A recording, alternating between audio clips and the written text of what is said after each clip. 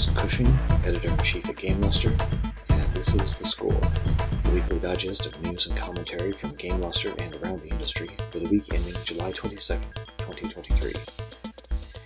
The FTC has suspended its in-house administrative challenge to the Microsoft Activision Blizzard merger this week after FTC Chairperson Lina Khan received a letter signed by 22 Republican lawmakers urging them to cease their efforts.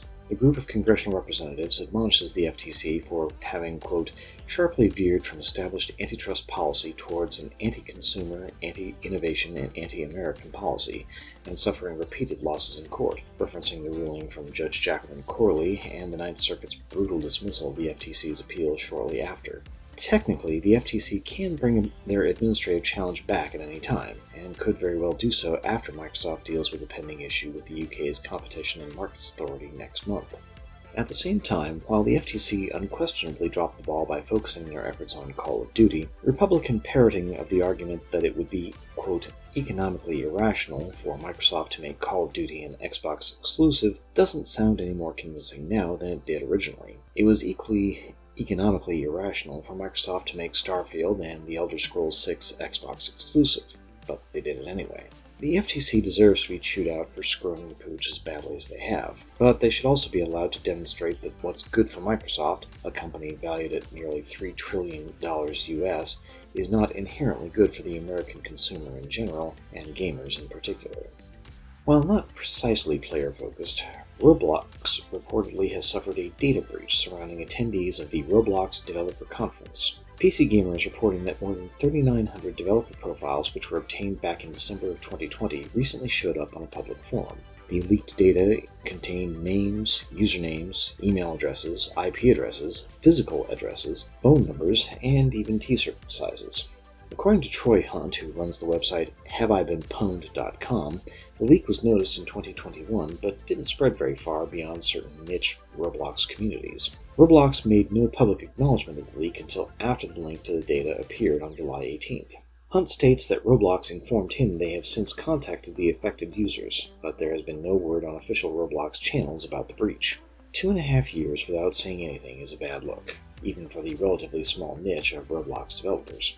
For Roblox to sit on their hands and do nothing does not inspire confidence in the security of their platform, particularly at a time when they're trying to position themselves as a viable metaverse alternative. If this is their typical response to a data breach, no matter how small, one has to question their capability to genuinely handle a major incident. The Video Game History Foundation has released the alarming results of a study conducted with the Software Preservation Network regarding the availability of games made prior to 2010. The study found that over 87% of retro games are, quote, critically endangered in the US, facing significant difficulties to play in physical or digital forms. The Foundation stated that only 13.27% of classic games are, quote, readily available, which is to say they don't require access to public libraries, maintaining vintage game consoles, using emulators, or resorting to software piracy. And the older the games, the less likely they are to be re-released, with titles made prior to 1985 representing only 3% of the current market. Due to the current state of copyright laws and the draconian mechanisms of the Digital Millennium Copyright Act, libraries and scholarly archives like the Video Game History Foundation are able to digitally preserve games, but cannot share them with anybody. In the past, situations like this led to wares sites, which then led to more legitimate sites like GOG.com. But even then, it was only able to obtain the rights to a handful of games. And with the way that major publishers and notable studios have been bought up, shut down, and their assets sold off as mere commodities over the last 30 years or so, it's entirely likely that large chunks of gaming history will disappear into the void because nobody knows who's holding what and where. Decompiling and reverse engineering could theoretically recover a number of titles, assuming good quality copies can be found. But the likelihood of those copies being found narrows every year, and even then there's no guarantee they could be properly archived. If culture is defined only by the works that survive, there's quite a bit out there already, but it could be so much richer if we can help more works survive. Larry Herb, better known to gamers as Major Nelson, is leaving Microsoft after 20 years as the face and voice of Xbox gaming. Herb started off his tenure with Microsoft as MSN's editor-in-chief for music, but shifted to the Xbox division in 2003, ultimately becoming director of programming for Xbox Live. His Xbox gamertag is a reference to the 60s sitcom I Dream of Jeannie, reportedly after the show was recommended to him by TiVo. Herb has been running his own podcast, Major Nelson Radio, as well as the official Xbox podcast, which will reportedly return in a new format after its summer hiatus. Last Friday, Herb posted on Twitter, quote, "After 20 incredible years, I have decided to take a step back and work on the next chapter of my career." He thanked his colleagues and, quote, "the millions of gamers around the world who have included me as part of their lives." In an industry where there are few genuine personalities, Larry Herb left an indelible mark on the gaming public, and things just won't be the same without him. Good luck to you, Major Nelson, wherever you land.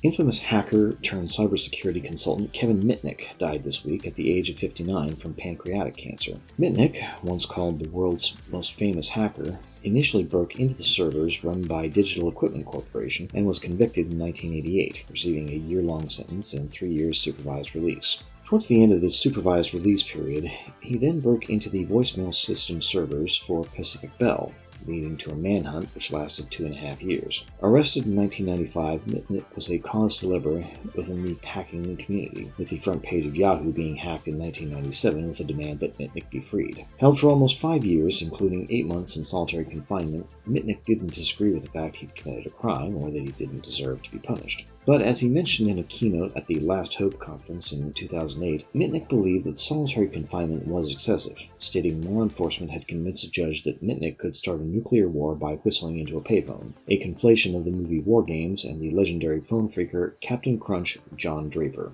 Given the time period, as well as incidents such as the Secret Service raid on tabletop game publisher Steve Jackson Games, such a conflation is not beyond belief. After his release in January 2000, Mitnick founded Mitnick Security Consulting, a company specializing in cybersecurity issues. He later joined the board of cybersecurity consulting firm KnowBe4 as Chief Hacking Officer. Mitnick is survived by his wife and currently unborn child. The final word this week involves a seemingly minor story from the week before, with much greater implications than one might originally think. Bungie recently prevailed in a lawsuit against a Destiny 2 player, one Jesse James Comer, who, for reasons known only to Comer, took issue with a Bungie community manager showcasing art by Detrick Ume's Cushing as part of a community spotlight program in June of last year. Comer began leaving abusive voicemails on the personal number of the community manager in question, as well as placing bogus orders for pizza and requesting cash on delivery as part of the instructions. Bungie won a default judgment in the case, mainly because Comer practically admitted to what he did, and has been awarded more than $400,000 US in damages. Factoring in attorney's fees, Comer's on the hook for almost $500,000.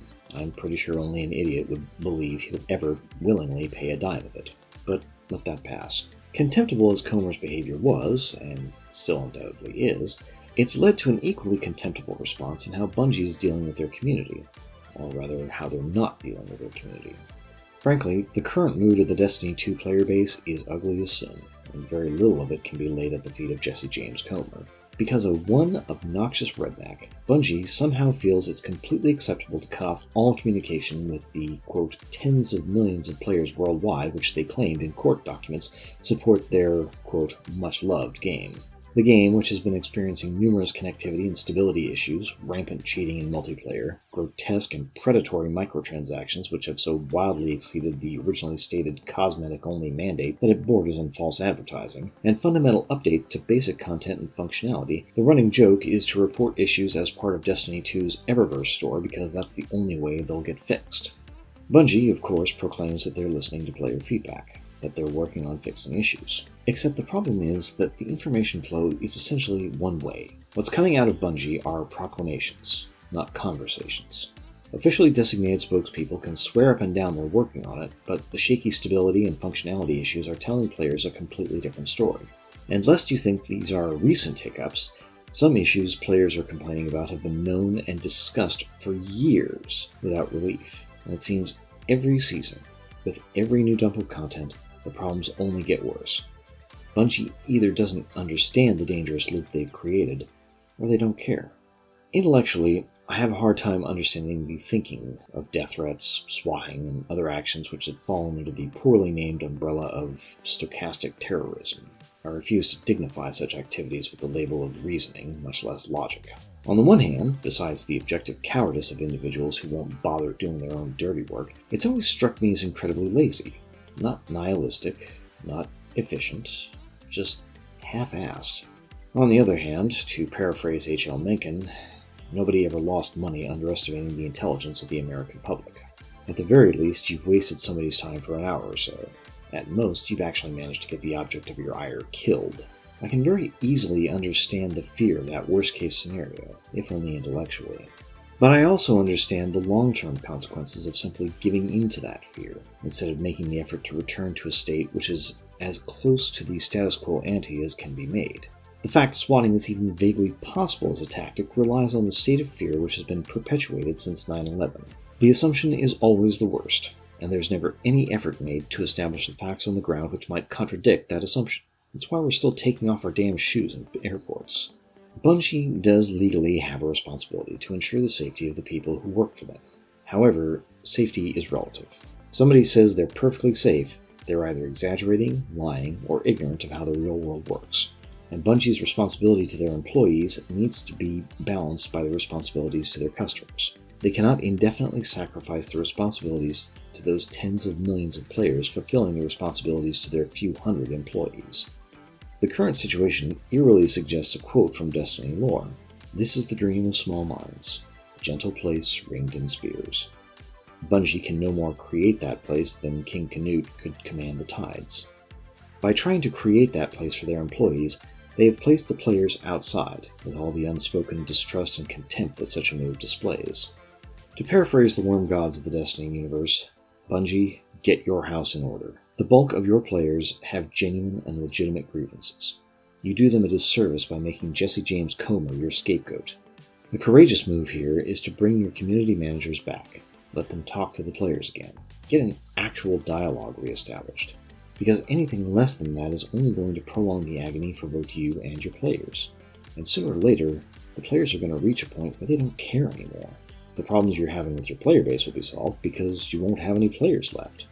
That's not the outcome anybody wants, but it's where we're heading unless something changes for the better. If you've enjoyed this podcast, please like and subscribe. You can find other news articles along with guides, reviews, and features on our website, GameLuster.com. The opening music for the score was written and performed by Neerav Gandhi. I'm Axel Cushing, Editor-in-Chief at GameLuster, and this has been The Score. Thank you for listening.